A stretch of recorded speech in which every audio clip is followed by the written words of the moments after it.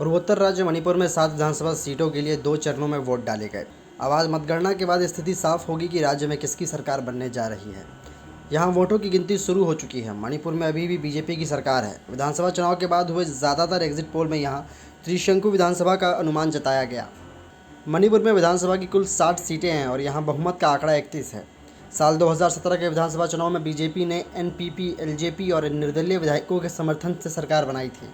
वहीं पिछला चुनाव के नतीजे जो 2017 में आए थे, 2017 में कांग्रेस पार्टी सबसे बड़ी पार्टी बनकर यहाँ पर उभरी थी, लेकिन सरकार बनाने में वो पिछड़ गई और बाजी बीजेपी ने मारी। कांग्रेस को 28 सीटें मिली थी तो बीजेपी ने 21 सीटों पर जीत दर्ज की थी।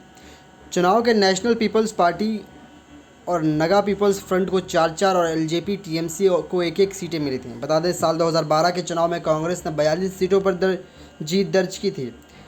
वहीं इस विधानसभा चुनाव में मुख्यमंत्री और बीजेपी प्रत्याशी एन बीरेन सिंह और उनके कैबिनेट सहयोगी थोगम विश्वजीत सिंह, एनपीपी प्रत्याशी और उप मुख्यमंत्री युमनाम जॉय कुमार सिंह, बीजेपी के वरिष्ठ नेता थोकचोम सत्यव्रत सिंह, कांग्रेस के रतन कुमार सिंह, लोकेश्वर सिंह, शरद चंद्र सिंह और मौजूदा पार्टी विधायक ओकुजिम मीराबाई देवी की किस्मत दांव पर है।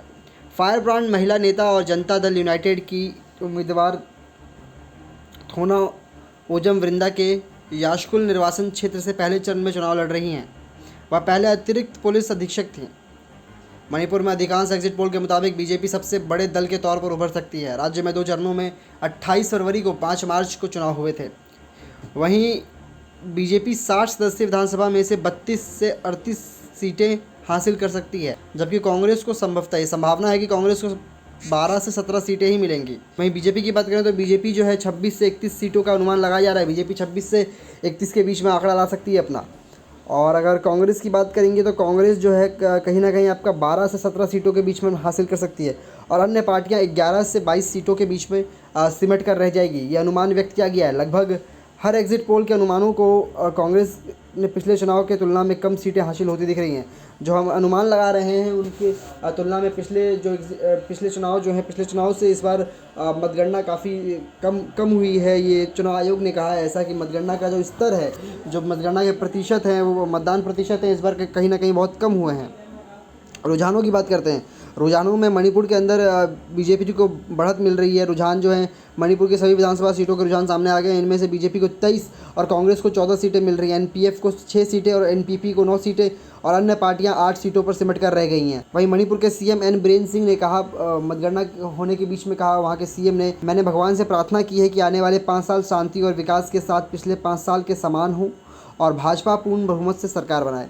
ये वहाँ के सीएम का बयान है। मणिपुर के सीएम एन बीरेन ने मतगणना के बीच कहा और ऐसा बयान दिया है और इनका बयान तमाम सोशल मीडिया पे और ट्विटर पे भी जमकर वायरल हो रहा है। वहीं मणिपुर के 60 में से 42 सीटों के रुझान सामने आ रहे हैं। इनमें 15 बीजेपी और 10 कांग्रेस सीटें हासिल कर रही हैं। 5 एनपीएफ और 9 सीटें जो हैं एनपीपी पे सिमट कर रह गई है। तो रुझाने जो है लगातार अपडेट होते हुए नज़र आ रहे हैं। रुझान जो है शुरुआती समय में कुछ और था जब मतगणना करने की शुरुआत की गई। अब धीरे धीरे रुझानों में कहीं ना कहीं अंतर आ रहा है क्योंकि लगातार मतगणना जारी है।